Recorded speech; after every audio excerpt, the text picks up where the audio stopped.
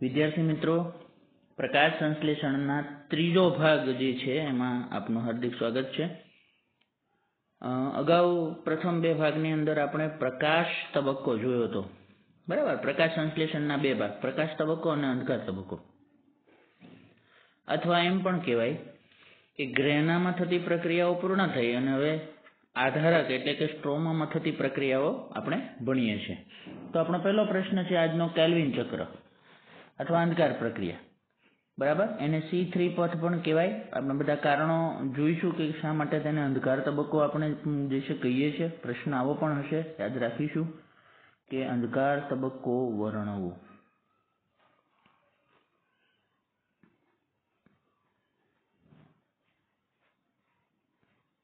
Okay, અંધકાર તબક્કાનું વર્ણન કરો અને એનું નામ કેલ્વિન પરથી, કેલ્વિન અને તેના સાથીદારોએ એનું સંશોધન કર્યું છે એટલે એને કેલ્વિન ચક્ર કહીએ છીએ.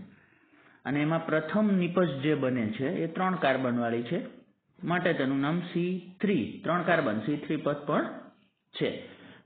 ઓકે, હવે આ પ્રક્રિયા જે છે આખી ચક્રવાળી પ્રક્રિયા છે, ચક્રીય છે, કારણ કે RuBp થી શરૂ થાય છે અને RuBp નામના અણુથી પૂર્ણ થાય છે, એટલે એક ચક્ર બને છે. માટે કેલ્વિન ચક્ર એ એક ચક્રીય પ્રક્રિયા છે, બરાબર.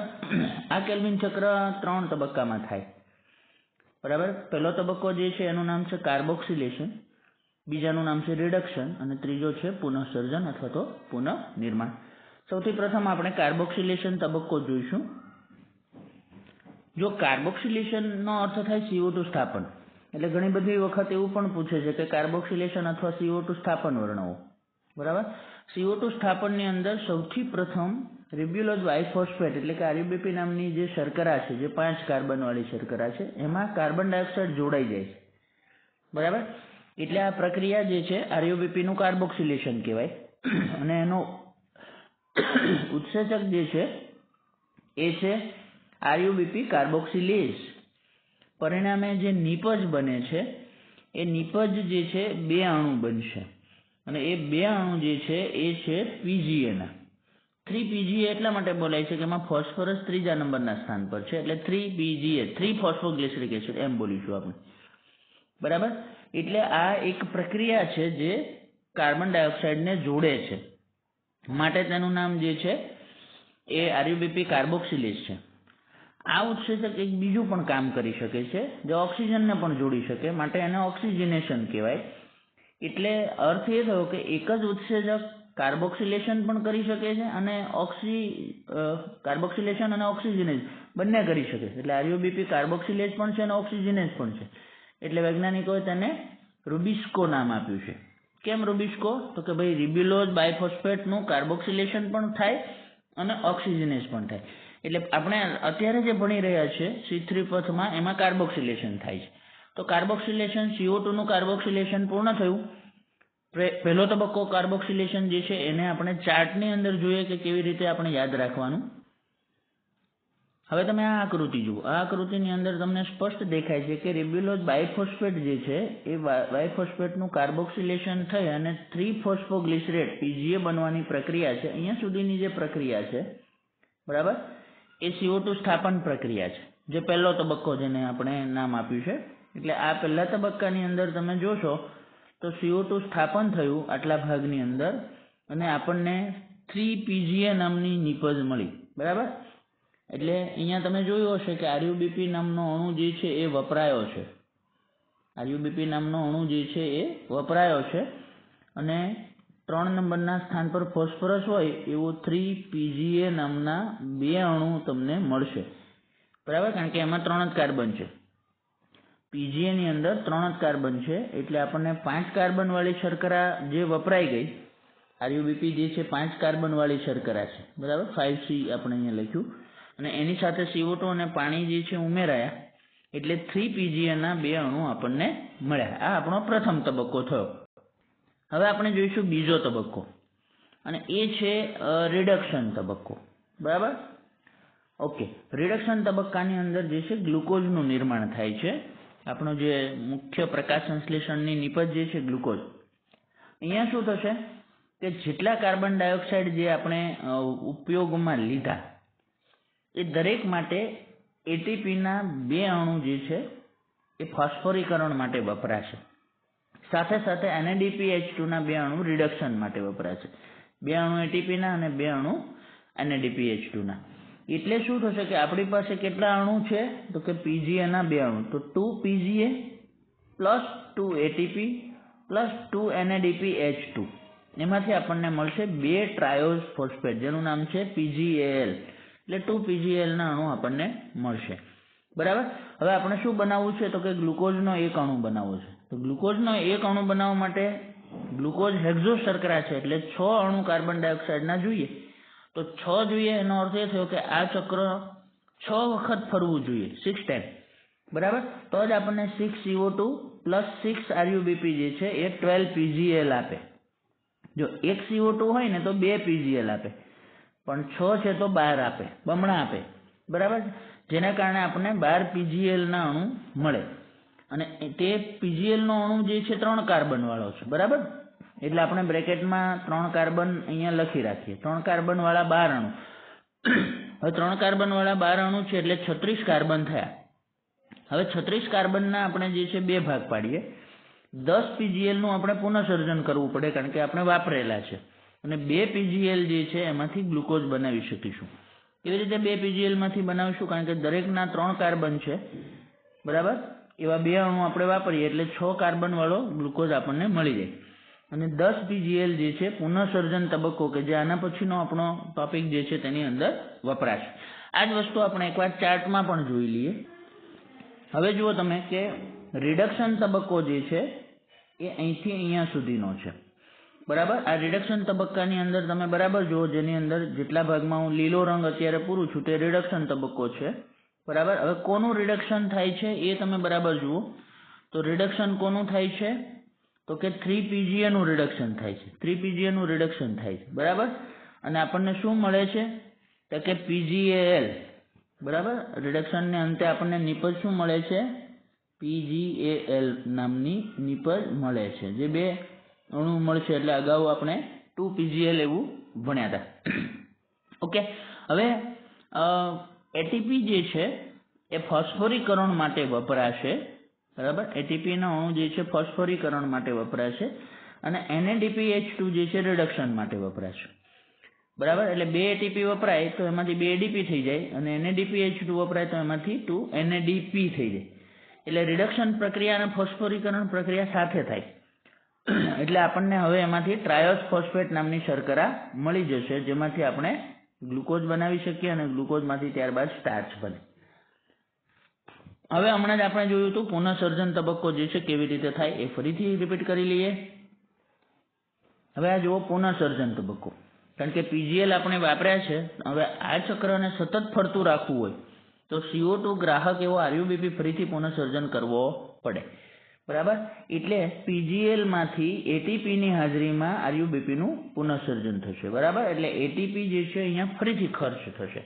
એટલે કેલ્વિન ચક્રમાં CO2ના જેટલા અણુ હોય, બરાબર, એટલા ATP આપણે પાછા વાપરવા પડે. હવે અહીંયા 3 અણુ છે એટલે આપણે પાછા ATPના કેટલા અણુ વાપરીશું? 3 અણુ વાપરીશું. બરાબર. આમ અંધકાર પ્રક્રિયાની અંદર એક વખત ATP અને NADPH2 રિડક્શનમાં આપણે વાપર્યા હતા. બરાબર.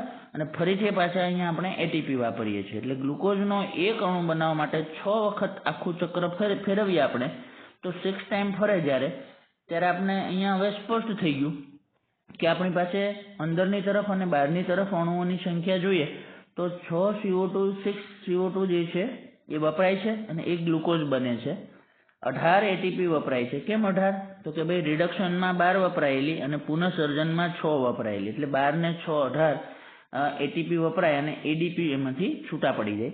અને NADPH2 માત્ર રિડક્શનમાં જ વપરાય છે એટલે એ 12 વપરાય છે અને 12 NADP એમાંથી છૂટા પડી જાય. તો આ રીતે આખું ચક્ર જે છે એને ફરીથી જે છે એનો પુનઃસર્જન તબક્કો એકવાર જોઈ લઈએ. હવે અહીંયા જુઓ, પુનઃસર્જન તબક્કો જે છે એ તમને દેખાય છે, જેને બ્લુ રંગથી હું અત્યારે દર્શાવું છું. તેટલો તબક્કો પુનઃસર્જન તબક્કો છે. અને પુનઃસર્જનની અંદર શું થાય છે તો કે PGALના જે અણુ છે એ RUBPના અણુ જે છે એમાં ફેરવાઈ જાય છે. અને એ વખતે અહીંયા ATPનો અણુ દરેક કાર્બન દીઠ વપરાઈને એડીપી બની જશે. એટલે અગાઉ કહ્યું હતું તે પ્રમાણે રિડક્શનમાં 2 એટીપી વપરાયા હતા અને પુનઃસર્જનમાં 1 વપરાયો. એક ચક્રમાં 3, 2 અને 1 3, તો 6 ચક્ર છે આવા, બરાબર. 6 ટાઈમ છે તો 6 × 3 એટીપી, બરાબર. 6 × 3 કરીએ એટલે થશે 18 એટીપી. આખા ચક્રની અંદર એટીપીની સંખ્યા 18 કેવી રીતે થઈ એનો જવાબ. હવે NADPH2 નું શું થશે તો કે ભાઈ 6 × 2 NADPH2, બરાબર. NADPH2 જે છે એ દરેક ચક્રમાં 2 છે, એટલે 2 જો હોય તો 6 વખત એને બમણા કરીએ, 6 ટાઈમ કરીએ તો એ થશે 12. એટલે 18 એટીપી અને 12 NADPH2 આ આખા ચક્રની અંદર આપણને જરૂર પડી, બરાબર. હવે આખા ચક્રની સમજૂતી થઈ ગઈ. હવે એને થિયરિટિકલ તમે જે છે એ ચક્ર દોરી અને એનું વર્ણન કરો એટલે 4 માર્કનો તમારો C3 પથ અથવા તો કેલ્વિન ચક્ર અથવા તો અંધકાર પ્રક્રિયા નામનો પ્રશ્ન તમારો ક્લિયર થાય. ઓકે, હવે એક નવો પ્રશ્ન છે C4 પથ વર્ણવો. જે તે C3 પથ છે એવી રીતે એક C4 પથ પણ છે. કેટલીક વનસ્પતિની અંદર પ્રકાશ સંશ્લેષણનો અંધકાર તબક્કો જે છે એ થોડો અલગ છે, જુદો છે, અથવા પ્રકાશ સંશ્લેષણ એક અલગ પથથી જોવા મળે છે, જેને C4 પથ તરીકે આપણે ઓળખીશું. આવું થશે ઉષ્ણકટિબંધની અમુક અનુકૂલન પામેલી વનસ્પતિ છે જેમાં C4 પથ જોવા મળે છે. અને અહીંયા નિપજ જે છે, જે પ્રથમ નિપજ જે છે, CO2 સ્થાપન થયા પછી પ્રથમ નિપજ એ ઓક્ઝેલો એસિટિક એસિડ છે, PGA નથી. અને એ ઓક્ઝેલો એસિટિક એસિડ જે છે ને એમાં 4 કાર્બન છે, બરાબર. તો સ્વાભાવિક રીતે પ્રથમ નિપજના કાર્બન ઉપરથી આપણે નામ પાડીએ છીએ. જો પ્રથમ નિપજનો કાર્બન 3 હતા તો C3 પથ કહ્યું હતું આગળની જે થિયરી હતી એમાં. અહીંયા પ્રથમ નિપજ ઓક્ઝેલો એસિટિક એસિડ OAA છે જેમાં 4 કાર્બન છે, એટલે C4 નામ એનું પડી શકે. ઓકે, હવે આ C4 પથ જે છે એ થોડું બંધારણીય રીતે અલગ છે. હવે આપણે જોઈએ કે આ C4 વનસ્પતિ જે છે એ કઈ રીતે અલગ પડે છે C3 કરતાં. થોડું એનું આંતરિક બંધારણ પર્ણનું જે છે થોડું જુદું પડે છે. તો એ આપણે જોઈ લઈએ કે C4 વનસ્પતિ જે છે એના પર્ણમાં એક વિશિષ્ટ પેશી આવેલી છે કે જે ઊંચા તાપમાનને પણ સહન કરી શકે છે. એટલે ગરમ પ્રદેશોની અંદર આવી વનસ્પતિ જોવા મળે જે વધુ તીવ્ર પ્રકાશ સામે પણ ટકી શકે છે. અને પ્રકાશ શ્વસન નામે કહેવાતી પ્રક્રિયાનો એમાં અભાવ છે, બરાબર છે. ઊંચા તાપમાને જે પ્રકાશ શ્વસન થવું જોઈએ તે નથી થતું, પરિણામે ખોરાક વધુ સારો બને છે. એટલે કે જીવભાર ઊંચો છે, ખોરાક વધુ બને. C4 પથ ધરાવતી વનસ્પતિ વધુ શર્કરા બનાવે છે, વધુ ખોરાક બનાવે છે. હવે આપણે રચના પર જઈએ. C4 વનસ્પતિના પર્ણનો આપણે આડો છેદ લઈએ તો એ હરિતકણ જે છે, હરિતકણોત્તક પેશી, એ આપણને ત્યાં જોવા મળશે. અને એમાં એક વિશિષ્ટ રચના છે, વાહિપુલ જે છે એ જે જલવાહક અને અન્વાહક એને વાહિપુલ કહેવાય. એ વાહિપુલની આસપાસ કેટલાક મોટા કોષો આવેલા છે જેને પુલકંચુકના કોષો કહીશું. આમ વાહિપુલને ફરતે પુલકંચુકના કોષો જે છે એવી રચના, અંતસ્થ રચના ક્રેન્જ પેશી સંરચના, ક્રેન્જ પેશી સંરચનાના નામે ઓળખાશે. અહીં ક્રેન્જનો અર્થ થાય આવરી લેવું, ઘેરી લેવું, બરાબર. એટલે કે કોને ઘેરીને આવેલા છે તો કે અન્વાહક અને જલવાહકનું બનેલું વાહિપુલ જે છે તેને ઘેરીને આવેલા છે. આમ વાહિપુલની ફરતે આવા કેટલાક પુલકંચુક કોષોના આવરણ આવેલા છે જેને ક્રેન્જ પેશી રચના કહે છે. તેઓમાં હરિતકણની વધુ સંખ્યા એ એની લાક્ષણિકતા છે. તેઓ જાડી દિવાલ અથવા કોષ દિવાલ વાત વિનિમય માટે અપ્રવેશશીલ છે, માટે ઓક્સિજનની અવરજવર થવા દેતું નથી. કોષ વચ્ચે કોઈ આંતરકોષીય અવકાશ પણ નથી. મકાઈ છે, જુવાર છે વગેરેના પર્ણમાં, શેરડીના પર્ણમાં તમને આ પરિપથ જોવા મળે. આ પરિપથ જે છે એ હેચ અને સ્લેક નામના વૈજ્ઞાનિકોએ એનું સંશોધન કર્યું હોવાથી હેચ સ્લેક પરિપથના નામે જાણીતો છે. આપણે આખો ચાર્ટ જોઈ અને એને બરાબર એકદમ વ્યવસ્થિત રીતે સમજી શકીએ છીએ.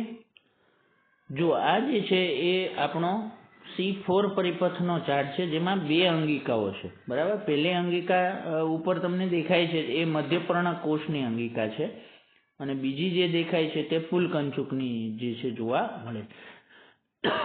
સૌથી પહેલા આપણે જોઈશું પ્રથમ મધ્યપર્ણનો કોષ. ત્યાંથી આપણે શરૂ કરીએ તો મધ્યપર્ણના કોષની અંદર જે છે એ વાતાવરણનો કાર્બન ડાયોક્સાઇડ જે છે એ સૌ પ્રથમ દાખલ થશે, બરાબર. અને વાતાવરણનો કાર્બન ડાયોક્સાઇડ બાયકાર્બોનેટ સ્વરૂપે ફોસ્ફોઇનોલ પાયરુવિક એસિડ અથવા પાયરુવેટ PEP ના 3 કાર્બનવાળા અણુ સાથે જોડાશે. ઓકે, તો PEP નામના 3 કાર્બનવાળા અણુ સાથે જોડાય એટલે કાર્બનનું સ્થાપન થાય અને સૌથી પ્રથમ ઓક્ઝાલો એસિટિક એસિડ નામનો 4 કાર્બનવાળો એસિડ ઉત્પન્ન થાય, જેને C4 એસિડ કહેવાય. અહીંયા આપણું કાર્બન સ્થાપન કાર્ય પૂર્ણ થયું. અહીંયા બે વસ્તુ અલગ જોવા મળી. એક તો અહીંયા RUBP નથી, એને બદલે PEP છે.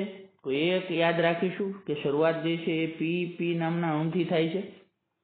અને બીજું કે પ્રથમ નિપજ 4 કાર્બનવાળી છે એટલે C4 એસિડ તરીકે ઓળખાશે. હવે શું થાય છે એ જુઓ, બરાબર, કે આ C4 એસિડ જે છે એ ક્યાં ચાલ્યો ગયો તો કે પુલકંચુકના કોષોમાં ચાલ્યો ગયો, બરાબર. એનું વહન જે છે ક્યાં થયું?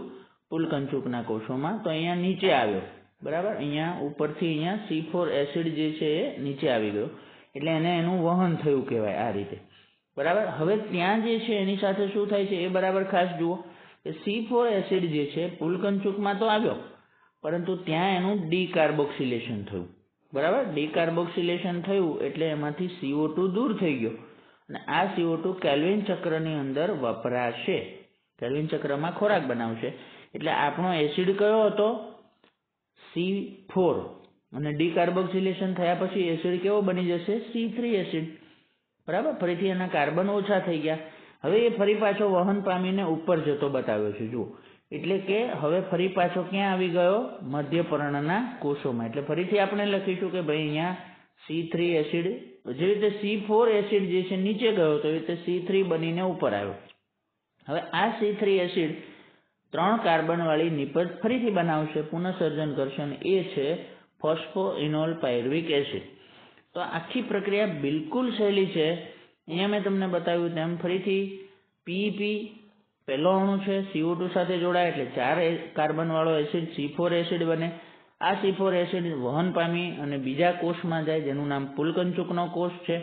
ત્યાં એનું ડીકાર્બોક્સિલેશન થાય જે આપણા કેલ્વિન ચક્રમાં વપરાય અને ફરી પાછું ત્યાંથી ઉપર C3 એસિડ જે છે એ પુનઃસર્જનમાં વપરાય. આ રીતે એક આખું ચક્ર જે છે એ પૂર્ણ કરે, બરાબર. આપણે જોઈએ કે આ હેચ-સ્લેક પરિપથ જે છે એની આપણે બરાબર સમજૂતી જે છે C4 પથની જોઈએ તો એમાં પહેલા તબક્કામાં શું થાય છે? તો પહેલા તબક્કામાં વાતાવરણનો કાર્બન ડાયોક્સાઇડ મધ્યપર્ણનો કોષ, પહેલો કોષ મધ્યપર્ણનો છે, એની સાથે જોડાઈ જશે, બરાબર. વાતાવરણનો કાર્બન ડાયોક્સાઇડ મધ્યપર્ણમાં રહેલો 3 કાર્બનવાળો એક અણુ છે ફોસ્ફોઇનોલ પાયરુવેટ PEP, યાદ રાખીશું, PEP સાથે જોડાશે, બરાબર. C3 માં RUBP સાથે જોડાતો હતો પણ આ C4 છે એટલે PEP સાથે જોડાશે અને એના માટેનો ઉત્સેચક જે છે એનું નામ છે PEP કાર્બોક્સિલેઝ પેપકેસ અથવા PEP કાર્બોક્સિલેઝ કહેવાય, બરાબર. અહીંયા રૂબિસ્કો નથી કારણ કે RUBP વગર રૂબિસ્કોની જરૂર હોય નહીં. અને એ રીતે 3 કાર્બનવાળા PEP સાથે કાર્બન ડાયોક્સાઇડ જોડાવાથી 4 કાર્બનવાળો C4 એસિડ બનશે, ઓક્ઝાલો એસિટિક એસિડ. એટલે આપણું સમીકરણ જે છે એવું થયું કે CO2 વત્તા PEP પેપકેસ નામનો ઉત્સેચક અને 4 કાર્બનવાળો OAA એટલે કે ઓક્ઝાલો એસિટિક એસિડ બન્યો. અહીંયા આપણો પ્રથમ તબક્કો પૂર્ણ થયો. હવે આપણે જોઈએ બીજો તબક્કો, બરાબર. તો બીજા તબક્કાની અંદર જે છે એ હવે ફરીથી તમે જુઓ કે બીજા તબક્કાની અંદર શું થઈ રહ્યું છે તો કે મધ્યપર્ણના કોષોમાં જે 4 કાર્બનવાળું સંયોજન બન્યું એ હવે મેલિક એસિડ કાં તો એસ્પાર્ટિક એસિડ બનાવશે, બરાબર. અને ત્યારબાદ મેલિક એસિડ બની અને એ પુલકંચુકમાં સ્થળાંતરિત થઈ જશે એટલે એના નીચેના કોષમાં દાખલ થઈ જશે, બરાબર. એટલે આપણી પાસે મધ્યપર્ણની અંદર જે છે એ મેલિક એસિડ બન્યું. એ મેલિક એસિડ હવે પુલકંચુકમાં દાખલ થયો અને પુલકંચુકમાં જઈ અને પછી એનું વિઘટન થશે એટલે કે CO2 ગુમાવશે એટલે 3 કાર્બનવાળો પાયરુવિક એસિડ C3 એસિડ એટલે અહીંયા પાયરુવિક એસિડ બનશે. ત્યારબાદ તમે જોશો કે ત્રીજો તબક્કો સ્ટાર્ટ થશે. ત્રીજા તબક્કાની અંદર હવે 3 કાર્બનવાળો પાયરુવિક એસિડ મધ્યપર્ણમાં આવ્યો છે, ત્યાં ફરીથી PP નું પુનઃસર્જન કરશે, એટલે આપનું ચક્ર પૂર્ણ થશે. એટલે તમે કહી શકો કે પાયરુવિક એસિડ શામાં ફેરવાશે? એટીપીની હાજરીમાં. તો કે પાયરુવિક એસિડ વત્તા એટીપી બરાબર એક ફોસ્ફરસ ઉમેરાઈ જશે, એટલે ફોસ્ફોઇનોલ પાયરુવિક એસિડ થશે, એટલે ત્યાં એટીપી વપરાશે. બરાબર. આ રીતે ચક્ર જે છે એ એક પૂર્ણ થયું. હવે ચોથા તબક્કાની અંદર પુલકંચુકના કોષોમાં જે CO2 છે એ CO2 કેલ્વિન એટલે કે C3 પરિપથમાં વપરાશે અને ત્યાં ખોરાક બનાવશે. પુલકંચુકના કોષો રિબ્યુલોઝ બાયફોસ્ફેટ કાર્બોક્સિલેઝ ઓક્સિજનેઝ એટલે કે રૂબિસ્કોથી ભરપૂર છે, પરંતુ ત્યાં પેપકેસનો અભાવ છે. આ મૂળભૂત પરિપથ કે જેના પરિણામ સ્વરૂપ શર્કરાનું નિર્માણ થશે. આ પરિપથની અંદર પ્રકાશ શ્વસન ન થતું હોવાથી પ્રકાશ શ્વસન અહીંયા નથી થઈ શકતું, માટે તે વધુ શર્કરા C3 ની સાપેક્ષમાં C4 વધારે ખોરાક બનાવી શકે છે. હવે આપણે જોઈશું પ્રકાશ શ્વસન, ફોટો રેસ્પિરેશન. આપણે હમણાં જ ભણતા હતા ત્યારે એવું આપણા ધ્યાન પર આવ્યું કે C4 પથ છે એમાં પ્રકાશ શ્વસનનો અભાવ જોવા મળે છે. C3માં પ્રકાશ શ્વસન થાય છે. પ્રકાશ શ્વસન શું છે એ જોઈએ. તો જે શ્વસન એ પ્રકાશની હાજરીમાં થાય અને હરિતકણ નામની અંગિકામાં થાય તેને પ્રકાશ શ્વસન કહેવાય. આ પ્રકાશ શ્વસન સમજવા માટે આપણે કેલ્વિન ચક્રનો પહેલો તબક્કો છે જે CO2 સ્થાપન એ ફરીથી યાદ કરવું પડે. બરાબર. યાદ કરો તો રૂબિસ્કો ઉત્સેચકની હાજરીમાં RuBP CO2 સાથે સંયોજાય અને 3PGAના 2 અણુનું નિર્માણ કરે છે. તમને યાદ જ છે કે RuBP વત્તા CO2 બરાબર 3PGAના 2 અણુ. કયો ઉત્સેચક? રૂબિસ્કો. બરાબર. તો આખું સમીકરણ તમને યાદ છે કે RuBP વત્તા CO2 રૂબિસ્કોની હાજરીમાં 2 અણુ 3PGAના બને છે. હવે આ જે રૂબિસ્કો નામનો જે અણુ છે એ વિશ્વમાં સૌથી વધુ પ્રમાણમાં મળી આવતો ઉત્સેચક છે, કારણ કે તે વનસ્પતિમાં છે અને તે પ્રકાશ સંશ્લેષણ કરી શકે છે. પ્રકાશ સંશ્લેષણની અંદર તે CO2 ને પણ જોડી શકે છે અને O2 ને પણ જોડી શકે છે. બંનેને જોડી શકે માટે એનું નામ રૂબિસ્કો એવું આપણે પાડ્યું. હવે આ રૂબિસ્કો જે છે એની એક વિશેષતા છે કે તે O2 કરતાં CO2 પ્રત્યે વધુ આકર્ષિત થાય છે. બરાબર. CO2 ને એ પ્રથમ જોડશે, પછી ન હોય CO2 તો O2 ને જોડશે. અરે આ જે રૂબિસ્કો જે છે O2 અને CO2 માંથી કોની સાથે જોડાશે એનો આધાર સાંદ્રતા પર રહેલો છે. C3 વનસ્પતિની અંદર કેટલાક ઓક્સિજન રૂબિસ્કો સાથે જોડાય છે C3માં. આથી CO2 સ્થાપનમાં ઘટાડો થાય છે. અહીં પ્રકાશ શ્વસનમાં RuBP 3PGAના 2 અણુમાં પરિવર્તિત થવાને બદલે, કારણ કે CO2 ઓછા હોય તો એ વખતે તે ઓક્સિજન સાથે સંયોજાઈને ફોસ્ફોગ્લિસરેટ, યાદ રાખીશું ફોસ્ફોગ્લિસરેટના 3 કાર્બનવાળા 2 અણુ, 3 કાર્બનવાળો 1 અણુ અને 1 ફોસ્ફોગ્લાયકોલેટ નામનો બીજો અણુ બનાવશે. કારણ કે RuBPમાં કેટલી કાર્બનની સંખ્યા છે? 5. એટલે ફોસ્ફોગ્લિસરેટ એટલે કે PGAનો 3 કાર્બનવાળો 1 અણુ અને ફોસ્ફોગ્લાયકોલેટ નામનો 2 કાર્બનવાળો બીજો અણુ બનશે. એટલે તમને ખ્યાલ આવી ગયો અહીંયા કે તમે જોઈ રહ્યા છો કે 5 કાર્બનવાળી જે RuBP શર્કરા જે છે એ પ્રકાશ શ્વસનમાં 2 અણુમાં ફેરવાશે. કયા 2 અણુ? તો કે 3 કાર્બનવાળો PGAનો અણુ અને 2 કાર્બનવાળો ફોસ્ફોગ્લાયકોલેટનો અણુ બનાવ્યો. હવે પ્રકાશ શ્વસનમાં શર્કરાનું કે એટીપીનું સંશ્લેષણ થતું નથી. કોઈ ખોરાક બનતો નથી, કોઈ એટીપી, પરંતુ એના પરિપથના કારણે એટીપીના ઉપયોગની સાથે સાથે CO2 પણ મુક્ત થાય છે. બરાબર. એટલે આ CO2 જે મુક્ત થાય છે એ કામમાં આવશે. પ્રકાશ શ્વસનમાં એટીપી કે NADPH2 નું પણ સંશ્લેષણ નથી થતું. બરાબર. આમ પ્રકાશ શ્વસન જે છે એક વ્યયકારી પ્રક્રિયા અથવા વ્યયકારક પ્રક્રિયા તરીકે જાણીતી છે. હવે તમને પ્રશ્ન થશે કે આમાં કોઈ ઉત્પાદન થતું નથી, તો પ્રકાશ શ્વસન શા માટે મહત્વનું છે? તો એનો ફાયદો શું? તો C4 વનસ્પતિમાં આ પ્રકાશ શ્વસન થતું નથી, પરંતુ C3 પરિપથ જે છે તેની સાથે પ્રકાશ શ્વસન જોવા મળે છે.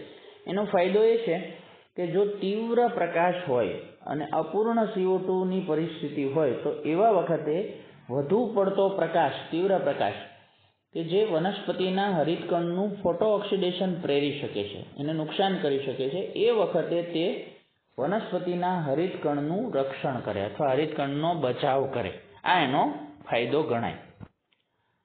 હવે આપણે સરખામણી કરીએ. C3 અને C4 વનસ્પતિની આપણે સરખામણી કરીએ તો તમને ખ્યાલ આવશે કે બંને વનસ્પતિઓની અંદર જે છે એ ખૂબ જે છે એ તફાવત જોવા મળે છે. C3 વનસ્પતિ અને C4 વનસ્પતિના કેટલાક અગત્યના તફાવત પર આપણે નજર ફેરવીએ. બરાબર. કેલ્વિન ચક્ર દર્શાવતા કોષનો પ્રકાર શું? કેલ્વિન ચક્ર જે છે એ તો C3માં માત્ર એક જ પેશી છે મધ્યપર્ણ. C4ની અંદર જોઈશું તો કેલ્વિન ચક્ર પુલકંચુકમાં જોવા મળશે. ત્યાર પછી બીજી વિશેષતા જોઈએ તો કાર્બોક્સિલેશન કયા કોષમાં થાય? તો કાર્બોક્સિલેશન C3માં મધ્યપર્ણમાં થાય અને C4માં પણ મધ્યપર્ણમાં થાય. હવે CO2નું સ્થાપન કરતા કોષો પર્ણમાં કેટલા? તો C3માં માત્ર એક જ છે મધ્યપર્ણ અને C4માં મધ્યપર્ણ અને પુલકંચુક 2 છે. એ જ રીતે આપણે જોઈએ CO2નો ગ્રાહક જે છે C3માં RUBP છે, C4માં PEP હતો. ત્યાર પછી આપણે જોઈએ પ્રાથમિક CO2 ગ્રાહકમાં કાર્બનની સંખ્યા કેટલી? તો પ્રાથમિક CO2 ગ્રાહકમાં કાર્બન RUBPના 5 અને PEPના 3. હવે જોઈએ પ્રથમ નિપજ કઈ મળે?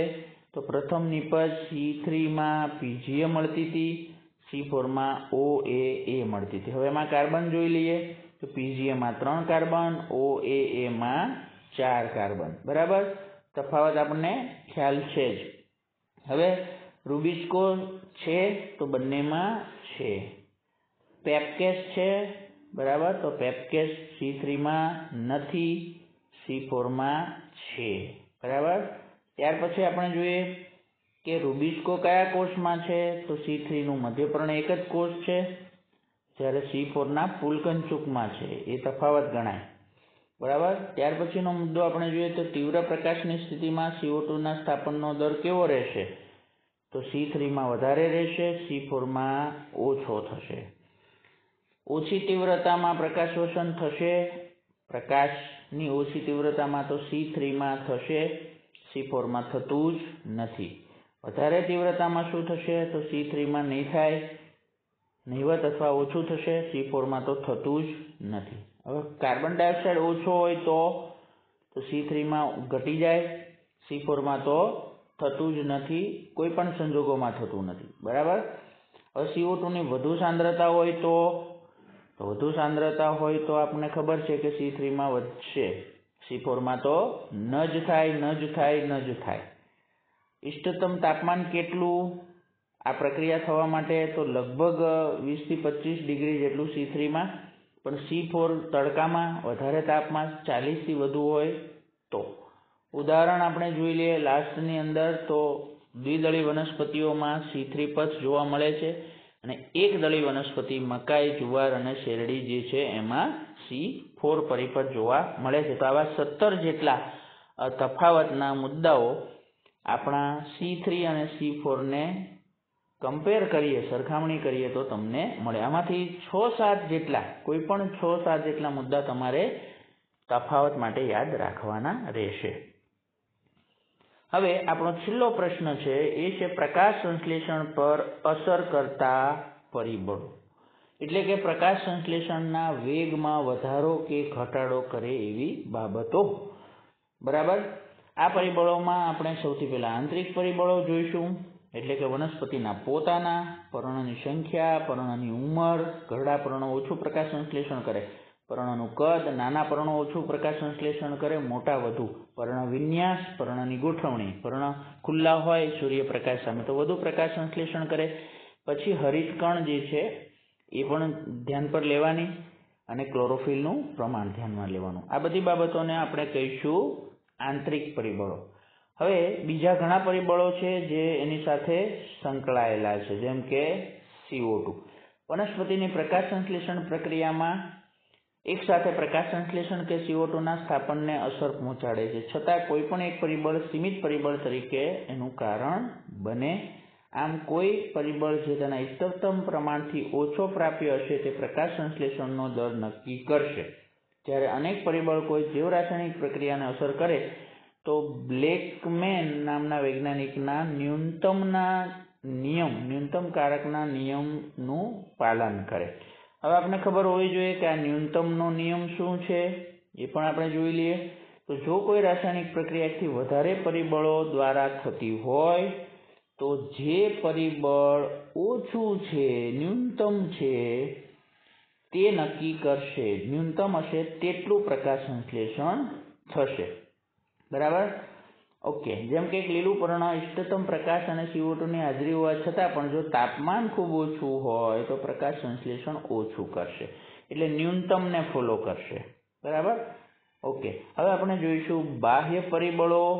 ઓકે, બાહ્ય પરિબળો પણ ખૂબ અગત્યના છે. એમાં જે છે એ આપણે 4 પરિબળ જોવાના છે. એક તો પ્રકાશ, બીજો તાપમાન, ત્રીજો CO2 અને ચોથું પાણી. ઓકે. હવે પહેલું જોઈએ આપણે પ્રકાશ. જ્યારે પ્રકાશ પૂરેપૂરો મળે વનસ્પતિને તો પ્રકાશ સંશ્લેષણ સરસ થાય. એટલે કે પ્રકાશની હાજરીમાં પ્રકાશ સંશ્લેષણ થતું હોય છે. પ્રકાશની તીવ્રતા અને ગુણવત્તા બંને અસર કરે છે. બરાબર? તીવ્રતા જોઈએ આપણે તો જેમ તીવ્રતા વધે એમ પ્રકાશ સંશ્લેષણનો દર વધે છે. પણ ખૂબ વધારે તીવ્રતા હોય તો પાછું ઘટી પણ શકે. કારણ કે આપણને ખબર છે કે ઊંચા વધારે પ્રમાણમાં જો પ્રકાશ આપવામાં આવે તો વનસ્પતિના હરિતકણને નુકસાન થાય. એટલા માટે વધુ પ્રમાણમાં તીવ્રતાવાળી પરિસ્થિતિમાં પ્રકાશ સંશ્લેષણ ઘટી જશે. યાદ રાખીશું, અમુક પ્રમાણથી વધારે મળશે તો ઘટી જશે. એ જ રીતે આપણે જોઈશું CO2 ની સાંદ્રતા. એ પણ અગત્યનું છે. કાર્બન ડાયોક્સાઇડ, વાતાવરણમાં કાર્બન ડાયોક્સાઇડ આપણે જાણીએ છીએ 0.03 થી 0.04 ની વચ્ચે છે. ખૂબ ઓછું છે, લગભગ 0.036% છે. અને એના કારણે CO2 ખૂબ અગત્યનો બની જશે. જો આ CO2 વધારવામાં આવે તો થોડા સમય માટે વનસ્પતિમાં પ્રકાશ સંશ્લેષણ વધે છે. બરાબર? પણ એનાથી ખૂબ વધારે આપીએ તો કોઈ ફરક પડશે નહીં. આપણે C3 અને C4 માં એની અલગ અલગ પરિસ્થિતિ તપાસી લઈએ. ઓછા પ્રકાશની સ્થિતિમાં બંનેમાંથી કોઈ પણ સમૂહ CO2 ની વધુ સાંદ્રતાએ પ્રતિક્રિયા નહીં દર્શાવે. કારણ કે પ્રકાશ વધુ હોય તો જ CO2 કામમાં લાગશે. પ્રકાશની વધુ તીવ્રતામાં C3 અને C4 વનસ્પતિમાં પ્રકાશ સંશ્લેષણના દરમાં વધારો થશે. જો પ્રકાશ હશે તો C4 વનસ્પતિમાં લગભગ 360 μL ઇન્વર્સ, આ એનું એકમ છે કાર્બન ડાયોક્સાઇડને માપવાનો, એમાં એ સંતૃપ્ત થઈ જશે. જ્યારે C3 વનસ્પતિ 450 એકમે સંતૃપ્ત થશે. તમે જોઈ શકો છો કે C3 માં CO2 ની સાંદ્રતા ઊંચી જે છે એ બતાવેલી છે. ત્યારબાદ એક સીમાંતક પરિબળ બની જશે અને એના કારણે C3 અને C4 માં અલગ અલગ રિઝલ્ટ મળશે.